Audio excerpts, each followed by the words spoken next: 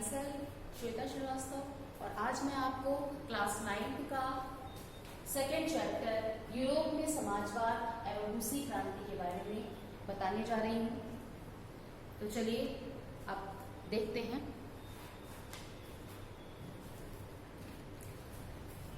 इससे पहले आप लोग इससे पहले चैप्टर में आप लोग फ्रांसीसी क्रांति के बारे में पढ़ चुके हैं। अब आप लोग जो है इस चैप्टर को पढ़ेंगे, ध्यानपूर्वक पढ़िएगा। जब फ्रांसीसी क्रांति के पश्चात क्या हुआ? संपूर्ण यूरोप में सामाजिक परिवर्तन का युग चल रहा था। हेडिंग आपने देखी है इसके अंतर्गत, सामाजिक परिवर्तन का युग। यानी फ्रांसीसी क्रांति के पश्चात संपूर्ण यूरोप में राजनीतिक एवं सामाजिक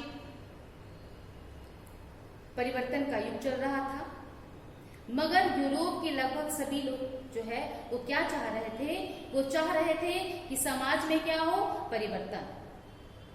तो देखते हैं कि कौन कौन से लोग थे जो समाज में परिवर्तन चाह रहे थे। उनमें से थे उदारवादी, रेडिकल, रूढ़िवादी। इन तीनों वर्गों के जो लोग थे वो क्या चाह रहे थे? समाज में परिवर्तन चाह रहे थे। उदारवादी देखिए, रूस के उदारवादी ऐसा राष्ट्र चाहते थे जिसमें प्रत्येक धर्म को क्या हो? बराबर का दर्जा दिया जाए और प्रत्येक का समान रूप से क्या है? उद्धार हो। उस समय के यूरोप में प्रायः किसी एक धर्म को ही अधिक महत्व दिया जाता था। उदारवादी जो थे, उदारवादी वंश आधारित शासकों की अनियंत्रित सत्ता के भी विरोधी थे। वे व्यक्ति मात्र के अधिकारों की रक्षा के समर्थक थे। उनका मानना था कि सरकार को किसी के अधिकारों का हनन करने या उन्हें छीनने का अधिकार नहीं दिया जाना चाहिए। यह समूह प्रतिनिधित्व पर आधारित एक ऐसी निर्वाचित सरकार चाहता था जो अफसरों को, शासकों के प्रभाव से मुक्त हो सके।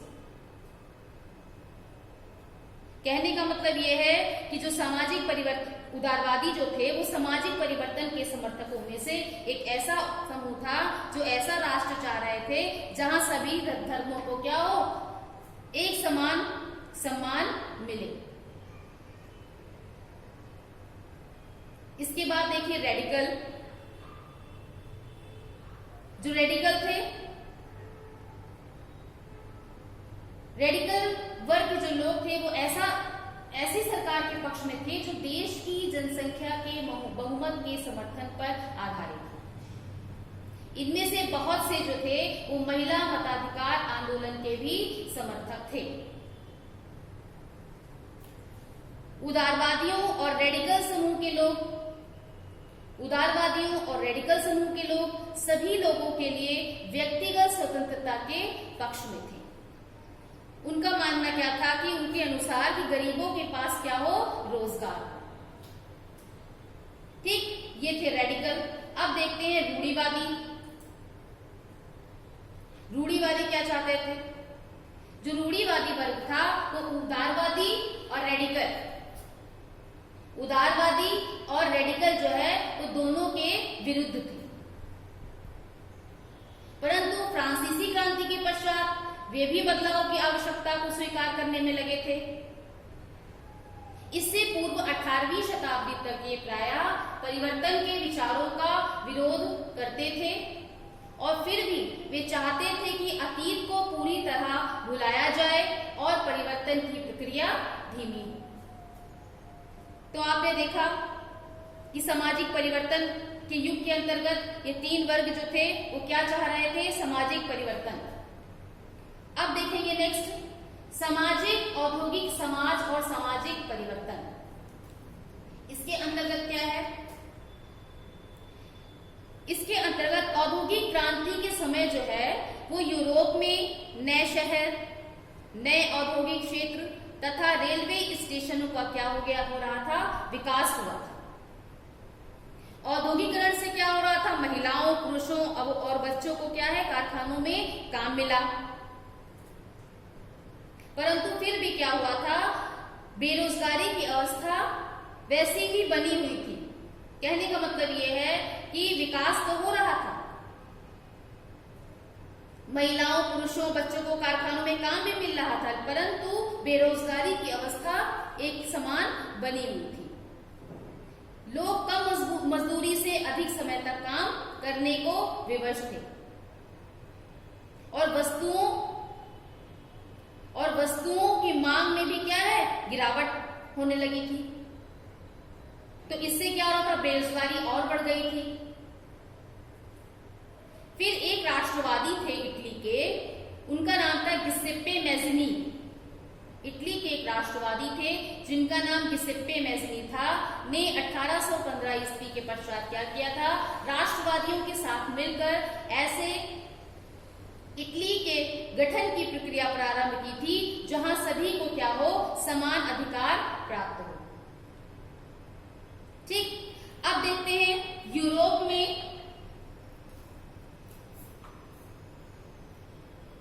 में समाजवाद का आगमन। यूरोप में समाजवाद का आगमन,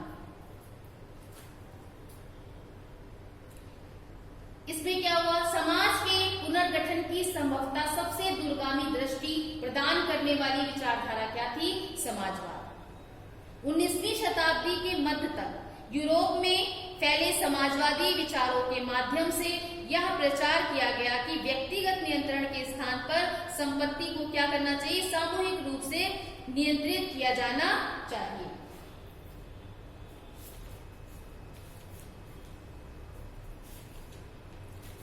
संपत्ति को क्या करना चाहिए, सामूहिक रूप से नियंत्रित किया जाना चाहिए।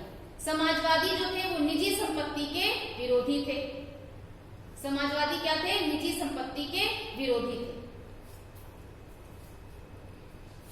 इसके बाद देखते हैं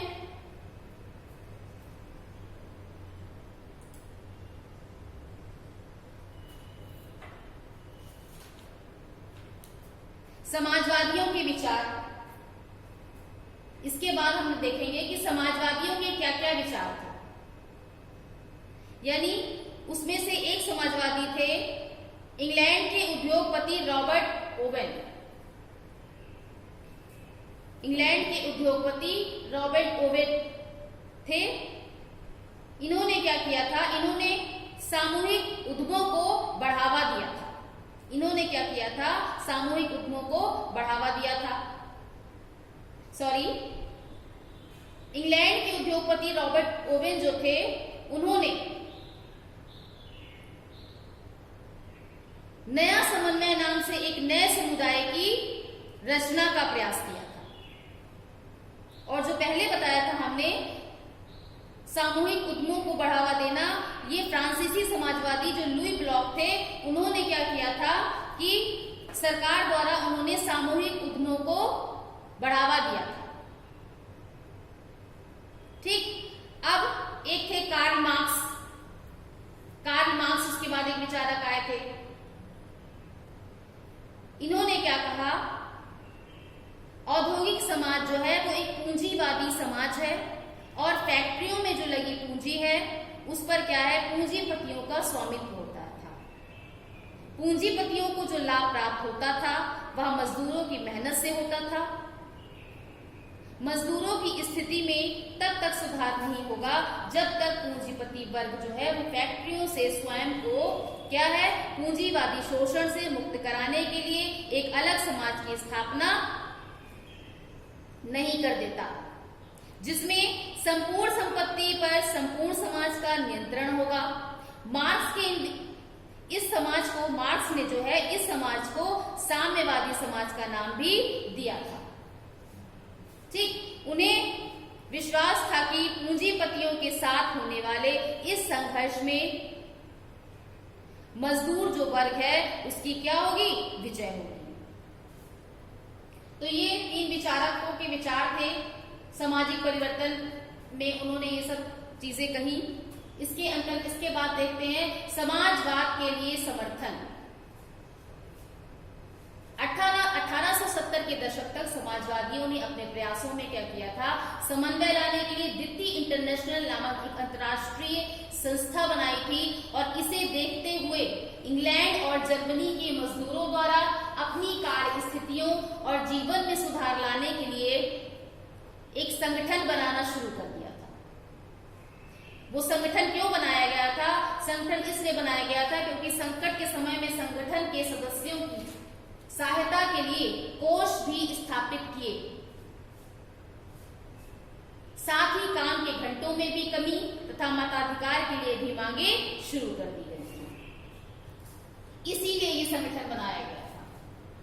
फिर जर्मनी में सोशल डेमोक्रेटिक पार्टी के साथ इन संगठनों ने कार्य शुरू किया था और इन्हें संसदीय चुनाव में सीट दिलाने में भी सहायता मिली थी। इसके बाद जो ब्रिटेन के समाजवादी थे, समाजवादियों और यूनियन आंदोलनकारियों ने सन 1905 में एक लेबर पार्टी के नाम से और फ्रांस में भी सोशल पार्टी के नाम से अपनी एक अलग पार्टी बनाई थी और सन 1914 तक यूरोप में कहीं भी समाजवादी सरकार के गठन में सफल नहीं हो पाए, परंतु इन्होंने स्वयं को मजबूती से संसदीय राजनीति में प्रस्तुत किया था।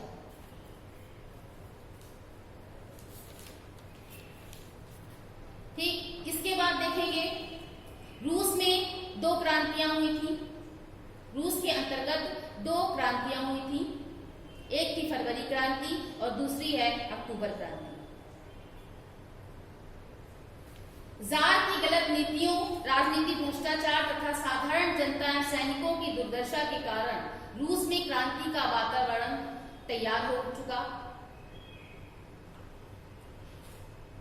जार की गलत नीतियों, राजनीतिक भ्रष्टाचार तथा साधारण जनता एवं सैनिकों की दुर्दशा के कारण रूस में क्रांति का वातावरण तैयार हो चुका था और एक छोटी सी घटना ने क्या किया था, इस क्रांति का श्री गणेश किया और यह 2 चरणों में पूर्ण हुई। एक थी फरवरी क्रांति और दूसरी थी अक्टूबर क्रांति। फरवरी क्रांति के अंतर्गत इस क्रांति की शुरुआत जो है रोटी खरीदने का प्रयास कर रही महिलाओं के प्रदर्शन से हुआ था।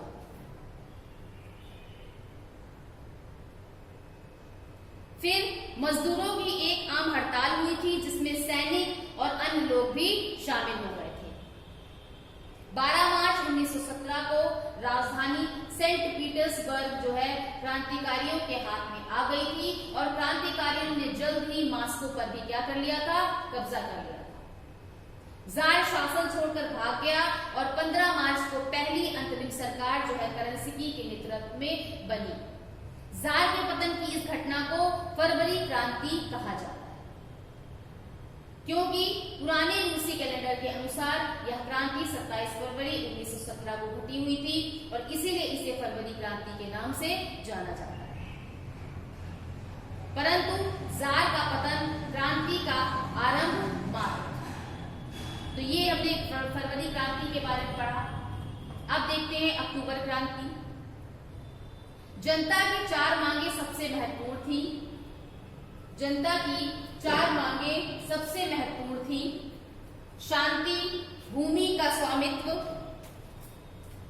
जोतने वालों को कारखानों पर मजदूरों का नियंत्रण तथा गैर रूसी जातियों को समानता का दर्जा। रूस की अस्थायी सरकारें इनमें से किसी की मांग को भी क्या है, पूरा ना कर सकी थी, अतः उसने जनता का समर्थन खो दिया था। रूस की अस्थायी सरकार ने इनमें से किसी भी मांग को पूरा ना कर सकी, अतः उसने क्या किया, जनता का समर्थन खो दिया। लेनिन जो था वो फरवरी की क्रांति के समय स्विट्जरलैंड में निर्वासन का जीवन बिता रहा था।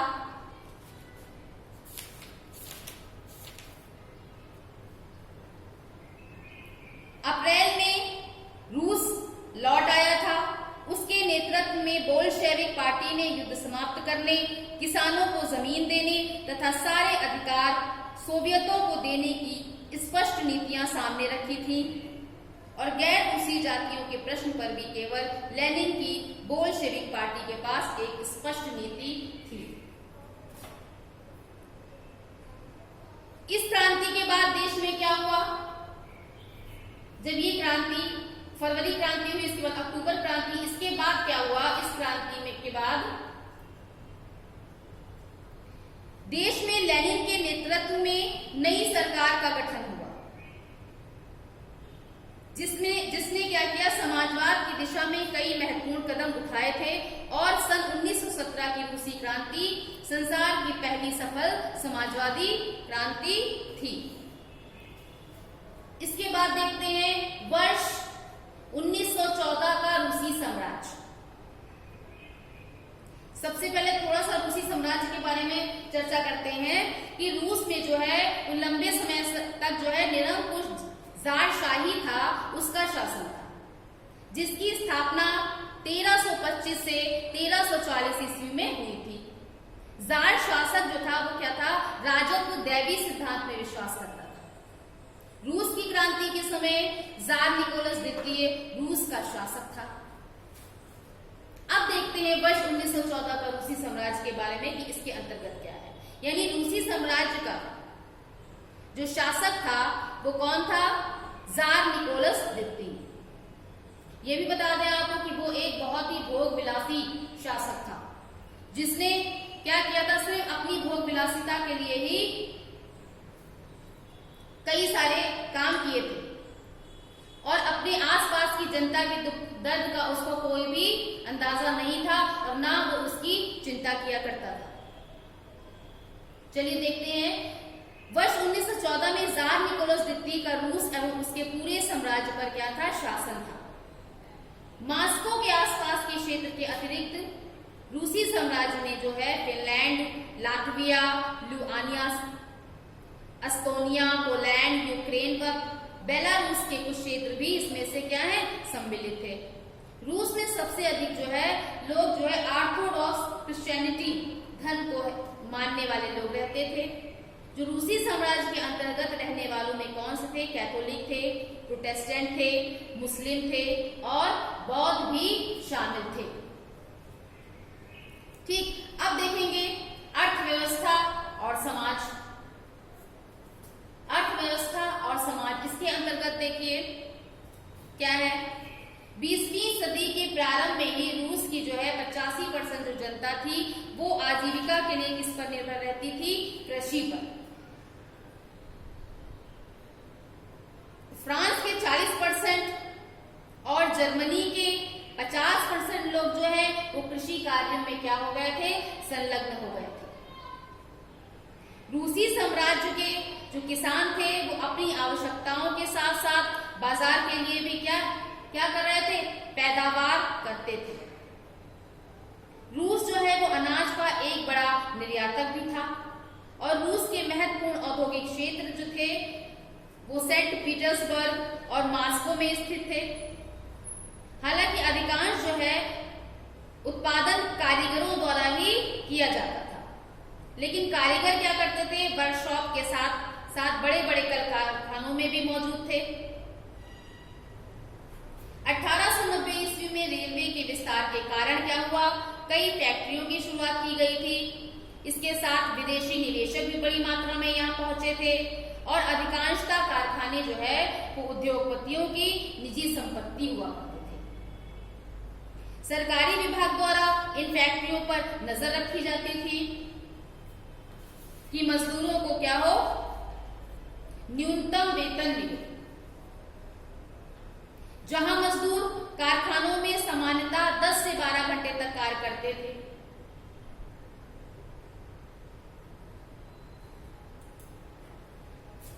ठीक, उसके बाद रूसी समाज का वर्ग देखिए कैसा था।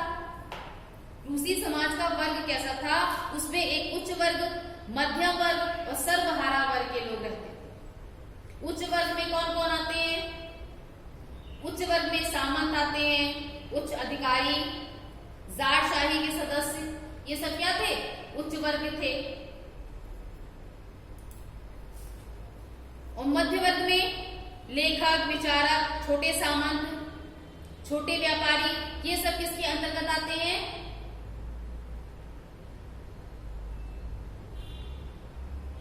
मध्यम वर्ग के अंतर्गत। सर्वहारा वर्ग में आते हैं कृषि, दास, कारीगर, मजदूर, ये सब आते हैं। अब आप इस यूरोप के मानचित्र में देख सकते हैं रूसी साम्राज्य और उससे पहले महायुद्ध में शामिल यूरोपीय देशों को दर्शाया गया है इसके अंतर्गत। यहाँ पे रूसी साम्राज्य है ये आपका, और बाकी जो है ये यूरोप के अंतर्गत इन्होंने क्या किया था, सबसे पहले साम्राज्य और पहले महायुद्ध में शामिल जो यूरोपीय जो देश थे, जिन जिनसे युद्ध लड़े गए हैं, वो सब इसके अंतर्गत आपको यूरोप के मानचित्र में दर्शाए गए हैं। ठीक, अब मजदूरों की स्थिति, मजदूरों की स्थिति क्या थी? मजदूरों को सामाजिक समूहों या उनके कौशल द्वारा विभाजित किया गया था और कुछ मजदूरों का संबंध कहां से था? कुछ मजदूरों का संबंध गांव से था और कुछ मजदूरों का संबंध शहरों से था। वर्ष 1914 में लगभग 31% जो है महिलाएं फैक्ट्री में मजदूर के रूप में कार्य करती थी और यहाँ किसान जो है वो धार्मिक आधार पर बटे हुए थे। फ्रांसीसी क्रांति के दौरान ब्रिटेन के कृषक कुलीनों का सम्मान करते थे तथा इनके लिए इन्होंने क्या किया था? लड़ाइयां भी लड़ी थी, लेकिन रूस के किसान जो है वो शेष यूरोपीय कृषकों की अपेक्षा भिन्न थे। जो रूसी कृषक थे वो क्या चाहते थे? वो चाहते थे कि कुलीनों से जमीनें लेकर इनको दे दी जाए। ठीक, क्या चाहते थे कि कुलीनों से जमीनें लेकर इनको दे दी जाए। ये कभी लगान नहीं चुकाते थे और इनके द्वारा कई जगहों पर जमींदारों की हत्याएं भी की जाने लगी थी। ठीक,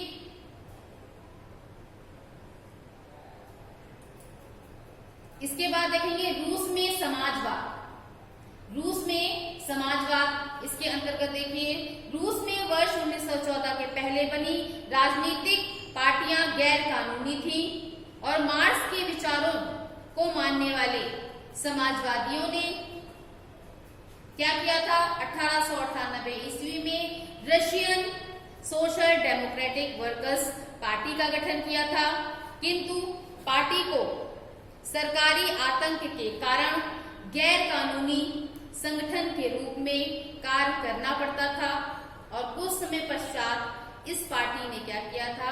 अपना अखबार निकाला था तथा मजदूरों को संगठित कर हड़ताल आदि कार्यक्रम आयोजित कर दिए थे। और कुछ रूसी समाजवादियों का मानना था कि जो रूसी किसान हैं वो स्वाभाविक रूप से क्या है? समाजवादी हैं, जिसका मुख्य कारण इनके द्वारा समय समय पर भूमि का वितरण करना था।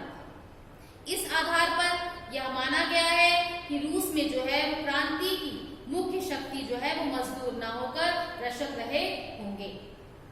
और 19वीं शताब्दी में सोशलिस्ट रेवोल्यूशनरी पार्टी का गठन किया गया था और इस पार्टी में जो है कृषकों के अधिकारों के लिए संघर्ष हुआ था तथा मांग की गई थी कि सामंतों द्वारा अधिकृत की गई भूमि जो है वो क्या की जाए? कृषकों को वापस कर दी जाए। ठीक, इसके बाद हम देखते हैं लेनिन और समाजवादी आंदोलन। इसके बाद हम देखेंगे लेनिन और समाजवादी आंदोलन। लेनिन जो कि एक लोकतंत्रवादी थे ने यह महसूस किया कि वित्तीय मतभेद के कारण एक संयुक्त समूह नहीं था। इस विभेद के कारण ये लोग जो है समाजवादी आंदोलन का हिस्सा नहीं बन सकते थे। कालांतर में क्या हुआ? सोशल डेमोक्रेटिक पार्टी दो भागों में विभाजित हो गई थी। क्या हो गई थी? दो भागों में विभाजित हो गई थी। एक थी बोल्शेविक और दूसरी थी मेंशेविक।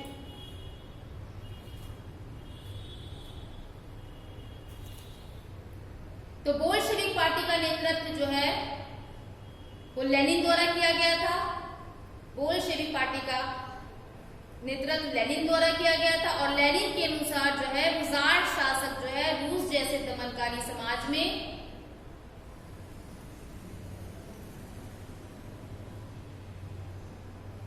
पार्टी को अधिक अनुशासन में रहना चाहिए। यानी जार शासक रूस जैसे दमनकारी समाज में क्या होना चाहिए? पार्टी को अधिक अनुशासन में रहना चाहिए तथा अपने सदस्यों की संख्या पर पूरा नियंत्रण होना चाहिए। मेंशेविकों का मानना था कि पार्टी में सभी को सदस्यता मिलनी चाहिए जिस प्रकार जर्मनी में सभी को मिल रही है। ठीक, इसके बाद एक परिवर्तनकारी युग आया, 1905 की क्रांति। इस क्रांति के कारण क्या थे? रूस की जो जनता थी सामंतों और जार शासकों के बर्बर अत्याचार से क्या हो गई थी? बिलबिला रही थी। यानी जो जार शासक थे वो क्या कर रहे थे? जनता के साथ अच्छा व्यवहार नहीं कर रहे थे। तो क्या हो रही थी? जनता उनके अत्याचारों से बहुत ही पीड़ित हो चुकी थी और रूस का तत्कालीन शासक जो है जार निकोलस द्वितीय स्वयं भी एक कैसा था? एक क्रूर और निर्दयी शासक था और उसने अपने शासनकाल में जो है जनता के साथ अमानवीय व्यवहार किया था। जो हमने आपको चैप्टर जब शुरू किया है, जब पढ़ाना शुरू किया है रूसी साम्राज्य, उस वक्त हमने बताया था कि जो जार निकोलस द्वितीय था वो एक ऐसा था भोगविलासी शासक था और वो अपनी जनता के दुख दर्दों को नहीं समझता था, उनके साथ अच्छा व्यवहार भी नहीं किया करता था और बहुत ही कठोर भी था। उसने जो है क्या किया था? सामान्य जनता के भाषण, लेखन तथा व्यक्तिगत स्वतंत्रता पर क्या कर दिया था? कठोर जो है प्रतिबंध लगा दिए। गैर रूसी लोगों को रूसी बनाने की भी प्रक्रिया जारी कर दी थी। राज्य व सेना के उच्च पदों पर इस वर्ग का एकाधिकार स्थापित हो गया था कि रूस के सामंत जो है, रूस के जो सामंत है वो जार की निरंकुशता के समर्थक थे।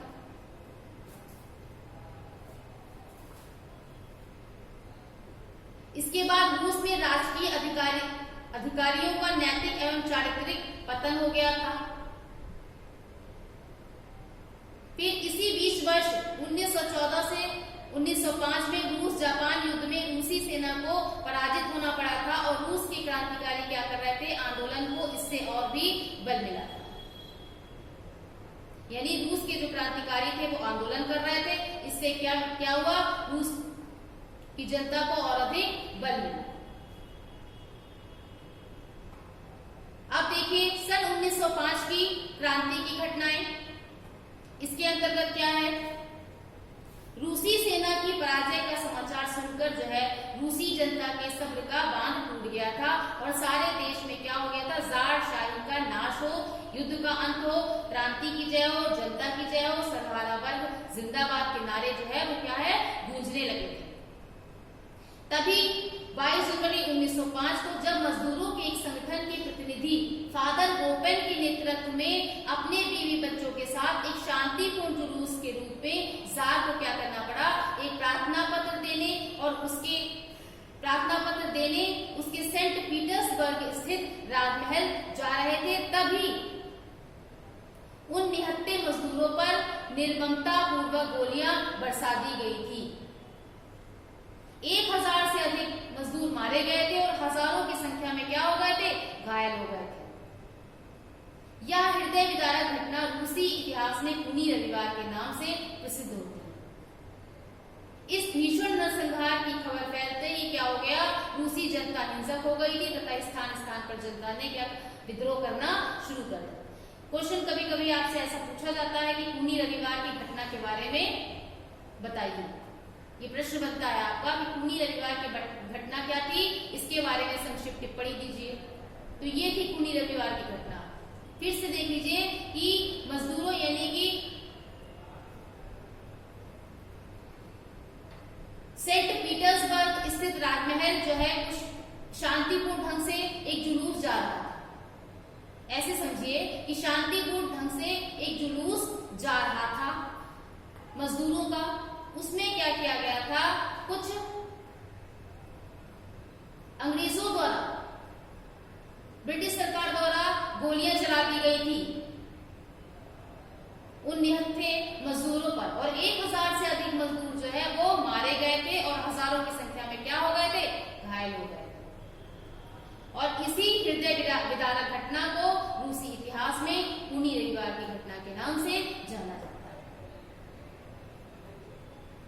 ठीक, तो आज के लिए इतना ही। नेक्स्ट वीडियो में फिर हम आपको इसके आगे से बताएंगे। Thank you.